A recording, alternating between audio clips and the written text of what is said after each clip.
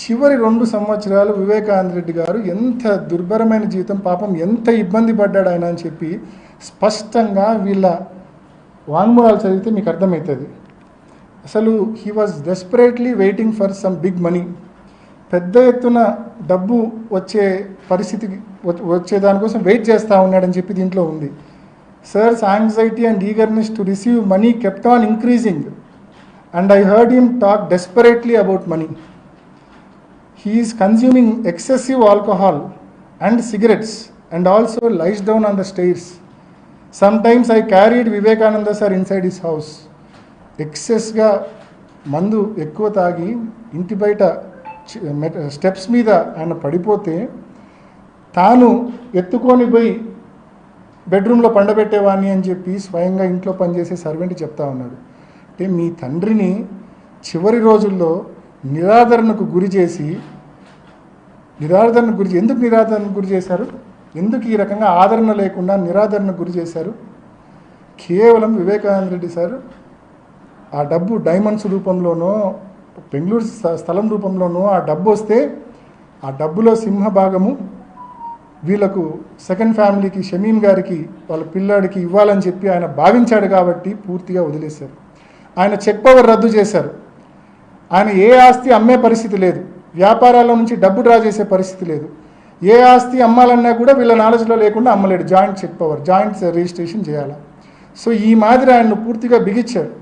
ఆయనకి ఈ రకంగా ఏదైనా స్థలంలోనో డైమండ్లోనో ఆదాయం వస్తే తప్ప ఈ సెకండ్ ఫ్యామిలీకి హెల్ప్ చేయలేని పరిస్థితి. ఇటువంటి దుర్భర పరిస్థితుల్లోకి ఆయన నెట్టివేసింది మీరు కాదా అని నేను అడుగుతా ఉన్నా. సొంతక్కను స్పష్టంగా నరెడ్డి రాజశేఖర్ గారిని అడుగుతా ఉన్నా. మరి ఈ రకంగా ఆయన డెస్పరేషన్లోకి గురి చేసి ఎక్కువ ఎక్సెసివ్ ఆల్కహాల్ కన్జ్యూమ్ చేసి సిగరెట్లు తాగి స్టైల్స్ మీద బయట పడిపోయే పరిస్థితి, ఇంట్లో పనిచేసే వాళ్ళు ఎత్తుకొని పోయి బెడ్రూమ్లో పండబెట్టే పరిస్థితికి మీరు తీసుకొచ్చారంటే, మీ ఓన్ వాంగ్మూలాల్లో కనిపిస్తూ ఉన్నాయంటే ఏ రకంగా మీ తండ్రిని చివరి రోజుల్లో సంవత్సరాల్లో మీరు ఏ రకంగా 2-3 సంవత్సరాల్లో మీరు ఏ రకంగా నెగ్లెక్ట్ చేశారనేది ఇంతకంటే స్పష్టంగా ఇంకా ఏ రకంగా మనం చెప్పగలమనేది ఒక్కసారి ఆలోచన చేయమని కోరుతా ఉన్నా. సో ఇటువంటి విచారణ, ఇటువంటి లోపభూయిష్టమైన విచారణ అడ్డం పెట్టుకొని సంవత్సరం రోజులుగా మా నాన్న లోపలేసినారు. దాదాపు 3 ఏళ్ళుగా 2.5 సంవత్సరాలుగా మరి శంకరన్న లోపలుండి ఈ మధ్య బెయిల్ మీద వచ్చారు. మరి ఈ రకంగా ఒక హియర్సే ఎవిడెన్స్ను బేస్ చేసుకొని గూగుల్ టేక్అవుట్ అంటారు. అది కూడా మీకు చెప్పాలా.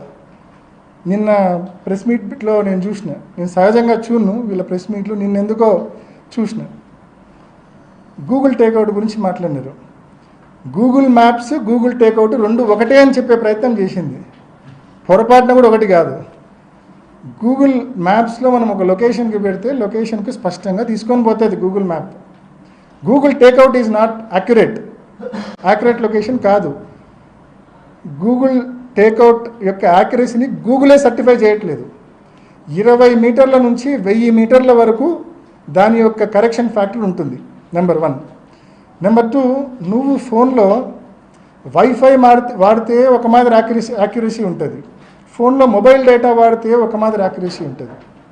సో ఈ మాదిరి దాని యాక్యురసీ అనేది ఇంట్లో ఉంటే ఒక మాదిరి యాక్యురేట్ ఉంటుంది, ఇంటి బయట ఉంటే ఒక మాదిరి యాక్యురేట్ ఉంటుంది. సో గూగుల్ టేక్అవుట్ నువ్వు ఈరోజు ఎక్కడున్నావు అనేది 3 ఏళ్ల తర్వాత నువ్వు తీసింది అది. And it can be fabricated also. So ఆ రకమైనటువంటి లోపభూయిష్టమైన గూగుల్ టేక్అవుట్ని అడ్డం పెట్టుకొని ఒకటి దస్తగిరి హియర్సే ఎవిడెన్స్ అండి. దస్తగిరితో స్వయంగా అవినాష్ రెడ్డో, భాస్కర్ రెడ్డో, శంకర్ రెడ్డి మాట్లాడని చెప్పాడు. నాకు ఎర్రగంగిరెడ్డి చెప్పాడు పెద్దోళ్ళు వెనకలు ఉన్నారు మనకు డబ్బులు ఇస్తారని చెప్పి. Erra Gangi Reddy, that is hearsay evidence. ఆడా ఈడా ఇన్నది అది ఒక హియర్సే ఎవిడెన్స్. రెండోది గూగుల్ టేక్అవుట్, ఇందాక నేను చెప్పింది. ఈ గూగుల్ టేక్అవుట్ ఆధారంగా అంటే ఇప్పుడు మా కాంపౌండ్లో ఉన్నాడన్న వ్యక్తి పులివెందుల ఆర్టీసీ బస్ స్టాండ్ దగ్గరే ఉండొచ్చు 1000 మీటర్ల కరెక్షన్ ఫ్యాక్టర్ అంటే. So and note this point, it can be fabricated also. So అటువంటి and 1 year back first IO ఉన్నప్పుడు ఇదే గూగుల్ టేక్అవుట్ సునీల్ యాదవ్ ఫోన్లో నుంచి చేసినారు 2 years బ్యాక్. ఆ రోజు ఏం లోపం కనిపించలేదు వీళ్ళకు. రామ్ సింగ్ సునీత కాంబినేషన్ కలిసినాకనే ఎందుకు లోపం కనిపిస్తూ ఉంది? రామ్ సింగ్ సునీతక్క కాంబినేషన్ కలిసినాకనే ఎందుకు లోపం కనిపిస్తూ ఉంది అంటే గూగుల్ టేక్అవుట్ను ఫ్యాబ్రికేట్ చేసినారా? పోనీ ఇది కూడా ఇంకొక ఉదాహరణ చెప్తా మీకు. ఇందాక 4-5 ఉదాహరణలు చెప్పా, ఇంకో ఉదాహరణ చెప్తా. గూగుల్ టేక్అవుట్ గురించి వాళ్ళు కోర్టులో కౌంటర్ వేశారు, వాళ్ళు కోర్టులో అఫిడవిట్ వేశారు. నేను కూడా గూగుల్ టేక్అవుట్ గురించి స్పష్టంగా వాళ్ళు బాగా నమ్మే వాళ్ళ అప్రూవర్ దస్తగిరి స్టేట్మెంట్కు ఈ గూగుల్ టేక్అవుట్కు వ్యత్యాసం ఉంది. వాళ్ళు ఏమంటారు, 2:30-3 వరకు ఈ తతంగం అంతా జరిగింది ఆ ఇంట్లో అని చెప్తారు. మధ్యలో 1:50కి మా ఇంటికి వచ్చినట్టు చెప్తారు. అంటే వాళ్ళ ఓన్ అప్రూవర్ స్టేట్మెంటే వీళ్ళ గూగుల్ టేక్అవుట్ థియరీని డిస్ప్యూట్ చేస్తూ ఉంది.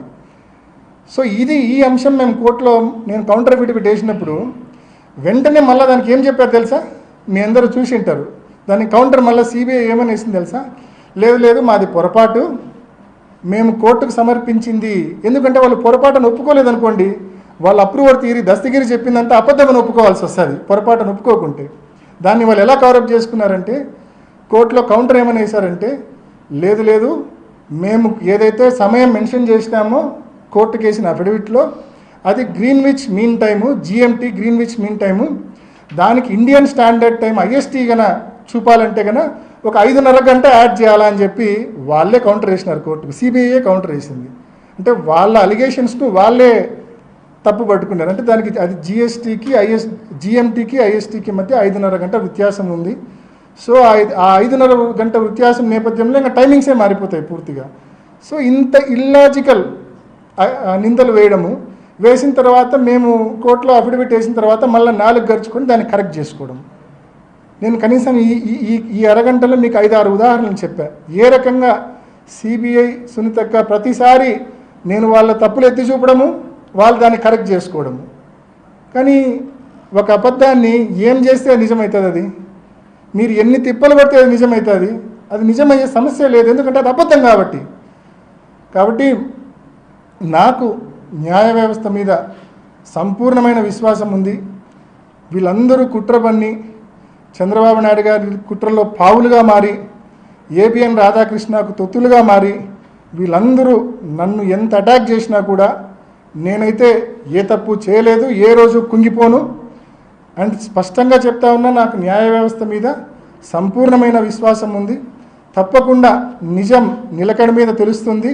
రాబోయే రోజుల్లో తప్పకుండా ఫ్యాక్ట్ అనేది బయటికి వస్తుంది. సిబిఐ చేసిన విచారణకు వాళ్ళు లెంపలేసుకొని మళ్ళీ రియల్ వర్షన్కు వెనక్కి పోవాల్సి వస్తుంది. ఆ రోజు తప్పకుండా వస్తుందని సంపూర్ణ విశ్వాసంతో నేను చెప్తా ఉన్నా. ఎనీ క్వశ్చన్స్నా? గూగుల్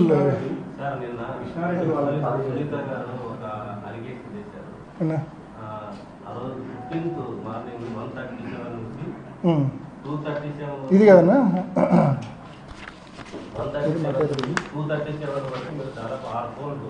చెప్తాను. లెట్ మీ ఆన్సర్ నా.